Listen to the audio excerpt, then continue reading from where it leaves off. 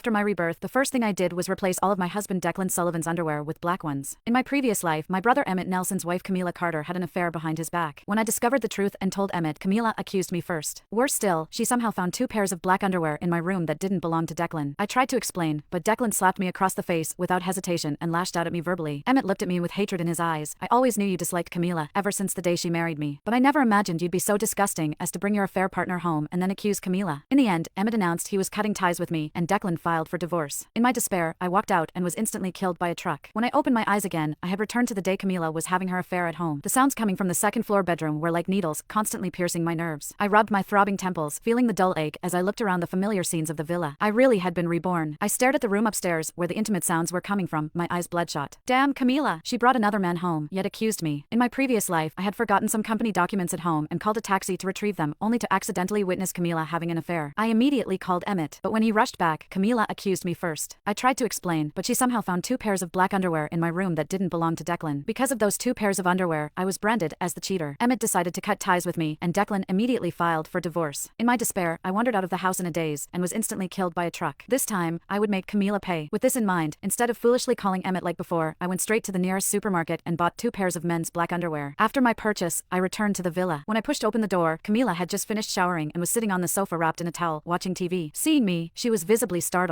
Emma, why are you home so early today? Usually, I would work at the company until 8 or 9, but today I was home before 6. Camila seemed flustered, especially when I stared directly at her neck. The reddish and purplish marks on her neck betrayed what had just happened. Oh, there wasn't much going on at the company today, so I left right at closing time, I replied flatly. Camila nodded awkwardly. I see. Noticing my gaze still fixed on her neck, she hurried upstairs and changed into a turtleneck sweater. Around 7, Declan and Emmett returned home one after another. Emma, I want to quit my job, Emmett said tentatively while eating. In my previous life, he had also brought up quitting at this time, saying he wasn't happy at the company. After our parents died, he became my only family, so I arranged for him to work at my company. But shortly after my death, he and Camila joined forces to take over my business, turning him into a successful entrepreneur. Fine, go ahead and quit, I said casually. Hearing this, Camila's face showed a hint of smugness, and she exchanged glances with Emmett. Emmett said, Emma, no matter where else I work, no one appreciates my talent like you do. So maybe. Before he could finish, I put down my fork coldly and interrupted, maybe you should go beg on the streets. Emmett's face immediately darkened. What kind of talk is that? Emmett is actually thinking of you. How can a woman like you manage such a big company with only Declan's help? You need more men to help you run it properly.